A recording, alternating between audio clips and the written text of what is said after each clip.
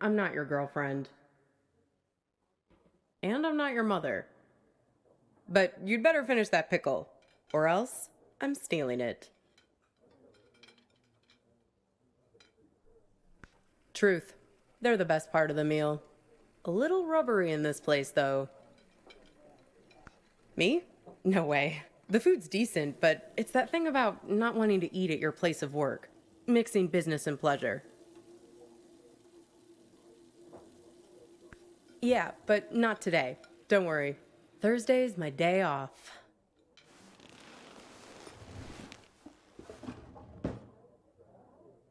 That's okay. It's nice to sit on the other side of the counter for a change and see how the other half lives.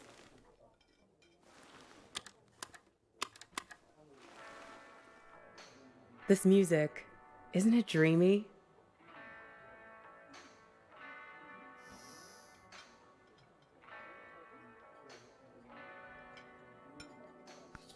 Still, I can tell we have some things in common.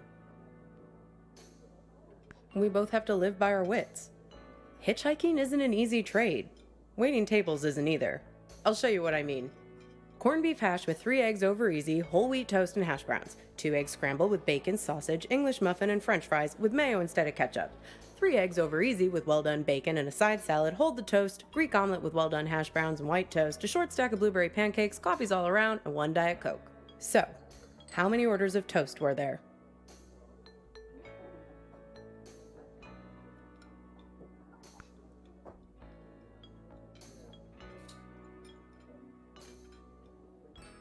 Nope, 2. 3 if you count the English muffin. Well, you must have been doing something right to have made it this far. I figure there's an art to hitching a ride. You have to be able to read people very quickly. Waiting tables is no different. You get to know what people want before they know what they want. It's a sixth sense. When I picked you up, with you it was easy. Your mind is an open book. Seeing you wandering through that street in the suburbs, clutching that strange blue box like a talisman, I could see that you needed a good rest, a good meal, and a dose of friendly advice from someone who's looking out for you. It's good you managed to lose Hops back there. Let me guess, did he try to make you promise to meet him again? He doesn't mean badly, Hops. He's just a bit stuck in the past. That's why he has all that junk in his car. Can't let go of anything. Can't change. People like to solve problems with the tools they understand. Hops thinks all the useful tools are in the glove box of his own memory. That's why it's good you got clear of him. He's a bad influence for someone like you. You need to let go to move on.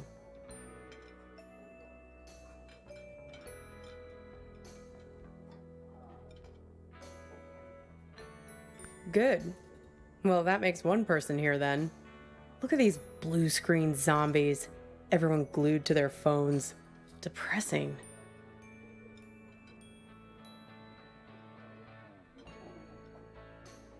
Very funny. That sense of humor will serve you well when our new robot overlords take over. The living dead all around us. Not you two, though. You and your girlfriend. You were very much animated. Although, maybe not in a good way. That was some argument. Well, if it wasn't worth arguing over, it wouldn't mean anything, I guess. Well, I'm not one to eavesdrop. Something about text messages being present. The usual suspects when it comes to couple arguing somewhere in public in the 21st century. I only caught the end of it. It was one of those things that suddenly boils over. One moment you were sitting there having your strawberry rhubarb pie and trying to figure out where the next gas station is. The next moment, when I came back with your check, there was this big scene with you storming out the door.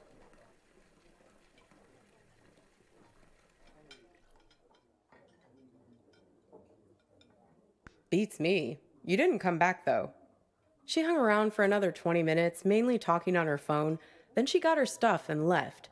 Seemed like she was making a plan to meet somebody. Well, the way she was talking, it seemed very intent. And when I was wiping down the counter, I found this. Have a look. You might find it interesting.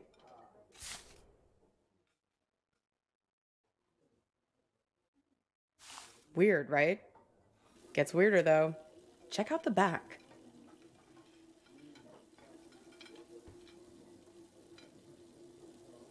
Seems like some kind of rendezvous. I mean, I figure that's not your card.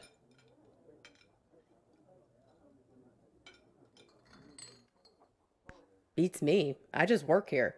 Sorry, Copernicus. I've helped you all I can this time.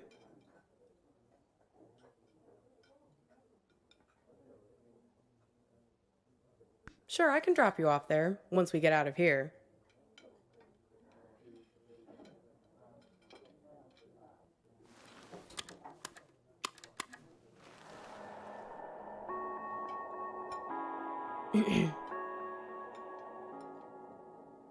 Pass me the menu, will you? I want to see if they have the seasonal milkshakes in yet. Aw.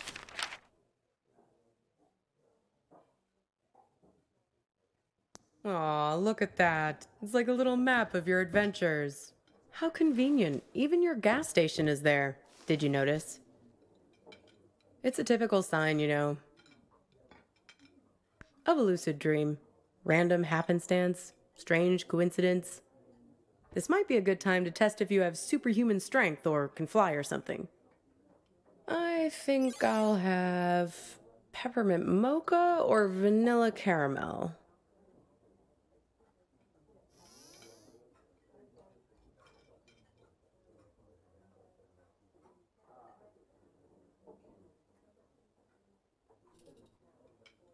Sure. I mean, come on. Raisin farmer? There's no such thing. Grapes have farmers. Raisins are dried grapes.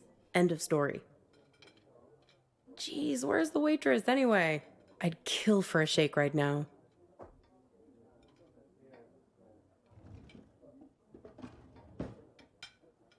Well, things become real when we invest meaning in them, when we make them real.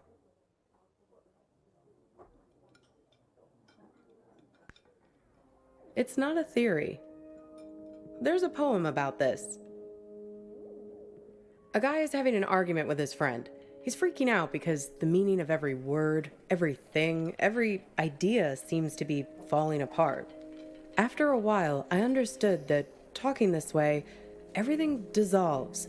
Justice, pine, hair, woman, you, and I.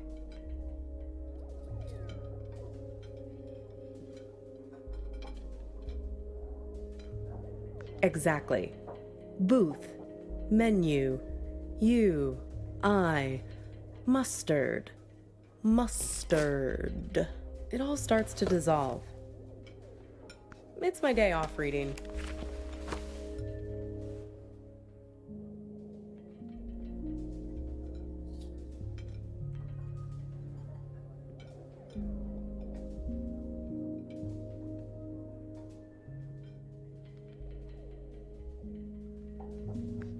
Well, he remembers this lover he had, and that helps him get his head screwed on straight again. Well, in a sense. It's more that he thinks back to what it was like when they were together, and the different memories come together and leave him with a sense of specificity. That things are real and not just a big pile of words and concepts and stuff that fall apart the moment you try to squeeze them tight. He thinks back to when he was a boy and remembers this river where he would try to catch the little orange silverfish called pumpkin seed.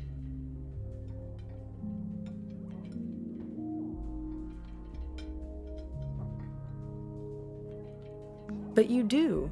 Just repeat after me. Pumpkin seed. The memories are real.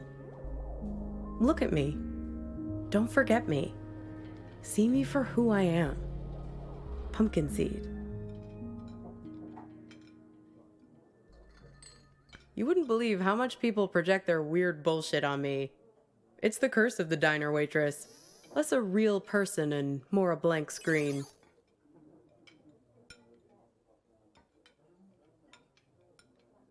I can't tell you how many swingin' dick Detective McGurks I've met in this place. Give me a coffee as black as a moonless night, darlin'. Shit like that.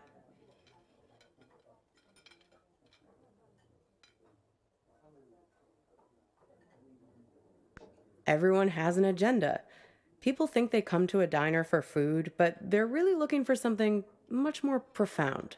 They want something, and at the end, they settle up. You bring the bill, and they have the chance to make good again.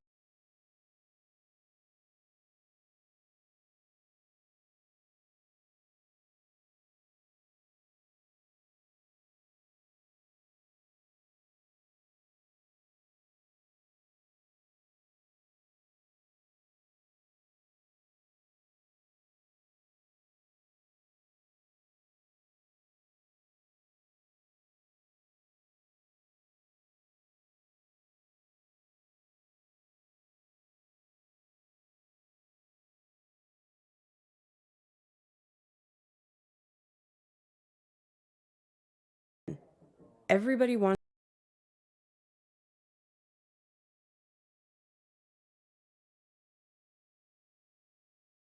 to be forgiven.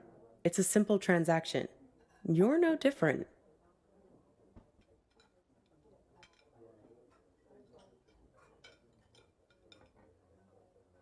Only when you're as good at it as I am. In this job, you work as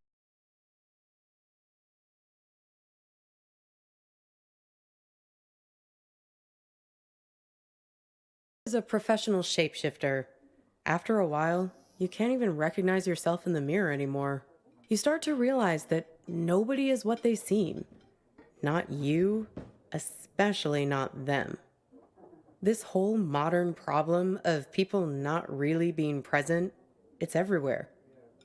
And technology only makes it worse. Once the robot doubles started showing up, that was the tipping point. Robot doubles. The first models were so expensive, only Silicon Valley types could afford them, like electric cars. But pretty soon it got to the point where basically anybody could afford a robot double of themselves. You could pick one up at Walmart, one aisle over from the toilet paper and the firearms. Even the company that produces my cheap-ass phones started them. They claimed they were on a mission to disrupt the human space. I hate that word, disrupt.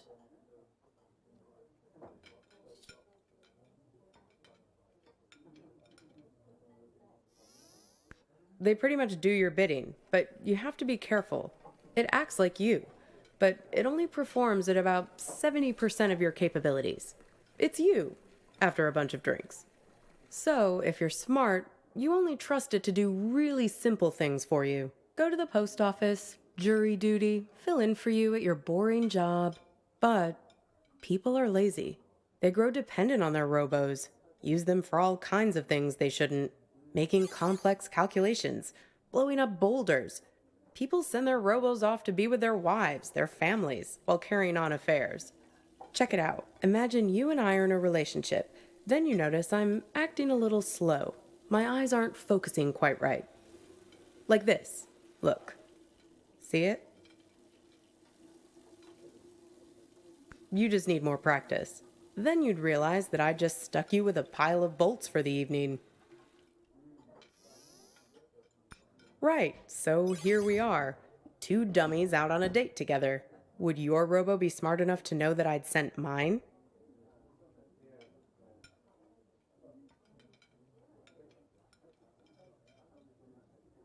Or would they keep it a secret between themselves? All kinds of ethical issues, right? I don't know. I know you're trying to make your eyebrows move weirdly just to mess with me. Did someone stand me up with a robo? No, not exactly. It's more about this thing that happened to me at work once. Not here, dummy. In my former life as a flight attendant. Grab that thing and pull up a chair. I'll tell you all about it.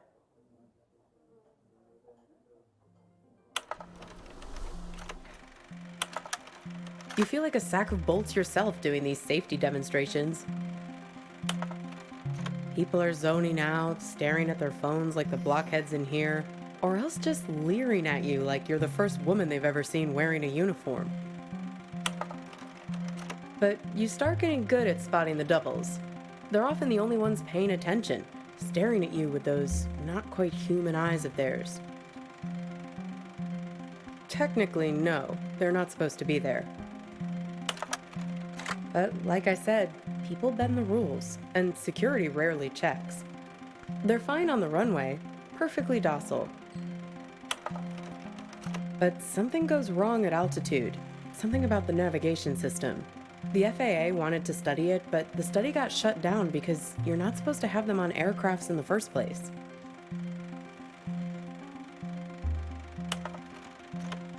So yeah, I learned to spot them right away. It becomes a job requirement, a matter of survival. Here, try your luck. Have a look at the table. So, 1 mustard, fine. 3 mustards, not so fine. The one on the left is the real one. See if you can track it. Keep your eyes on the prize. 10 will get you 30.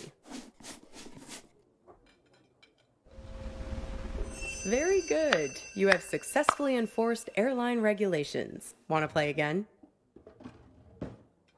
So, where was I? Pick that up again, and I'll show you what happened next.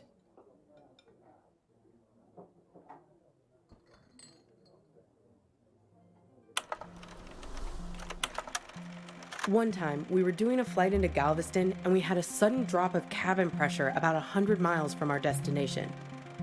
No, but imagine this. Everyone's freaking out. I'm trying to help a girl with her arm in a cast to get her oxygen mask over her head.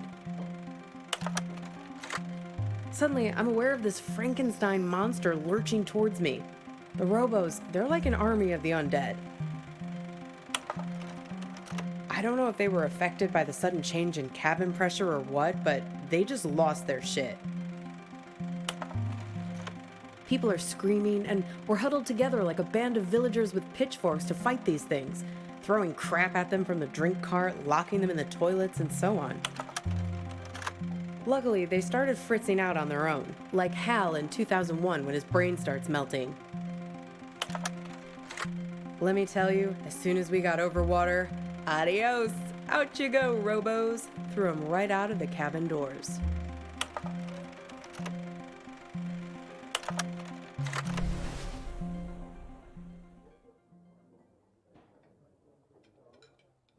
Throwing the robos off the plane? No, you're right. That didn't actually happen.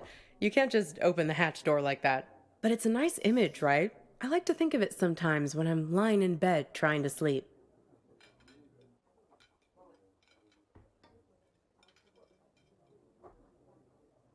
Maybe so. They're everywhere these days. I can see one in this diner right now, in fact. Can you find it?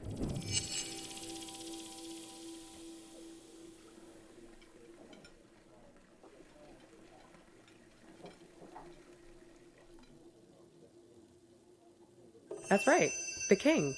Can you believe it? God, I miss the king. They say that it was the first robot double prototype ever made. He actually sent it off to act in some of those cheeseball movie roles he had. That's why they were so bad. Am I? Says the guy who called his own girlfriend a robot. I seem to recall you standing right there, complaining, it's like eating lunch with an automaton. You really don't remember anything? What you were fighting about? What happened next?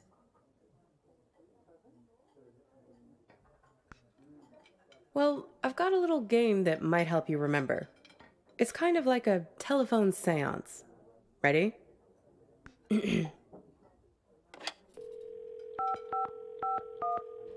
Hello?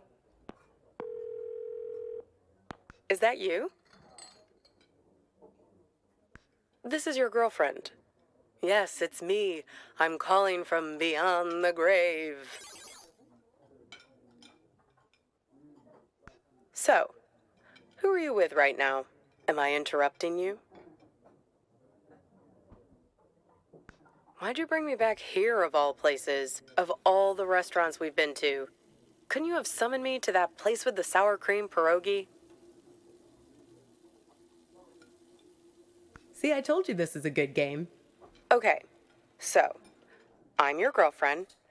Somehow I'm not with you now, and you don't know why. Except I am with you right now. That pretty much sum it up?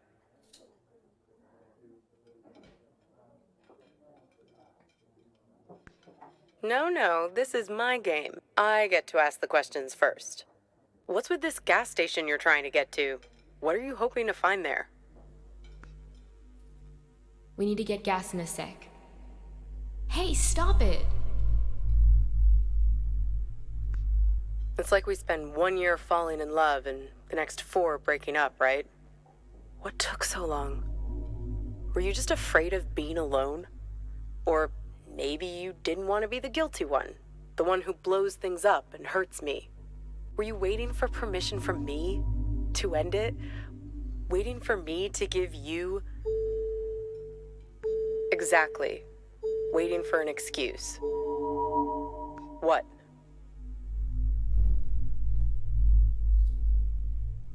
You didn't want to break anything. You couldn't get over the idea that this great future we were supposed to have could just be wiped out. The beacon we'd always talked about, our light in the bottle, gone. You left it to me. Put it on me to do what needed doing. Well, I finally gave you the sign you were looking for, right over at that counter there. You guys need anything else, or you're okay for now? We're fine, thanks. You do anything to make it different, right? To fix things. You still can, and I can be her for you. Together, we'll open the box. You can make it happen. You can make it real. What do you say? Miss the old times? Let me be her. Good. Now it's your turn. You can ask me one question, whatever you want.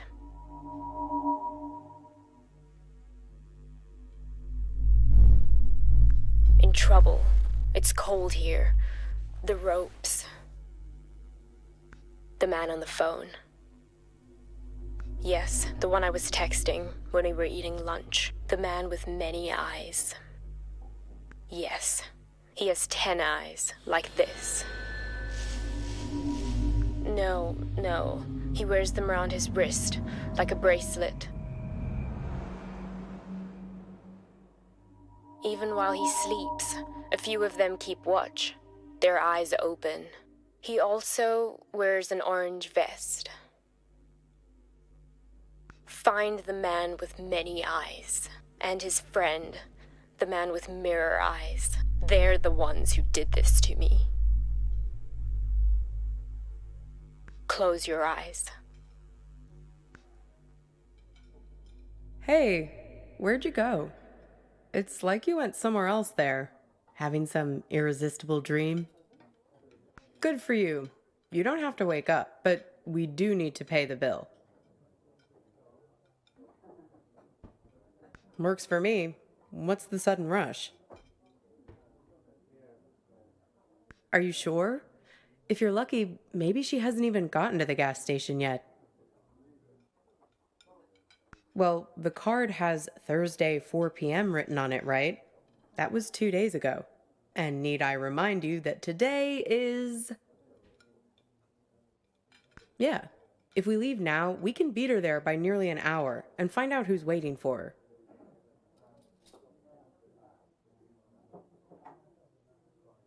Well, that's easy. If I'm made up to look like her, he'll give himself away as soon as we arrive. I have a few wigs in the car. Well, that's the thing. You'll be waiting in the car with my phone. You can call the police the moment anything looks funny. And like I told you, I'm an expert shapeshifter. Come on. Time to be forgiven. And time to hit the road. Time to pay the check so we can get out of here.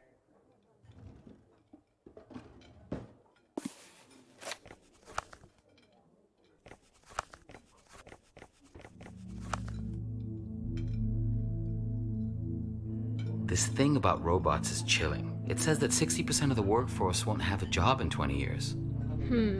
Hey, can you put down your phone for 3 seconds? I'm trying to have a real human connection with you, and you're so tuned out. It's like I'm eating with a robot. I'm sorry, I know. We need to get gas in a sec. You can tell me about it while we're in the car. Would you put that thing away? Hey, stop it! Come on, let go! Who is that? Who are you writing to? God, keep your voice down. Look, I've been driving for ages. I just need to space out a little. A little? It's like you're a million miles away. Can you just give me a break, please? We were just taking a break, remember? Now we're back together, but I feel this is the last place in the world you want to be. Well, that's what I'd call a self-fulfilling prophecy. Ain't love grand? Come on, let's get out of here.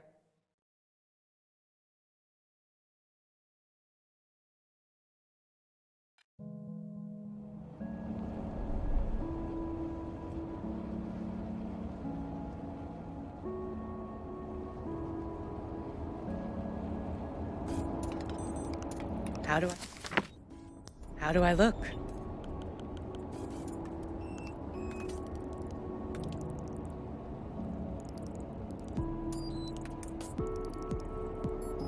Don't worry, it'll work.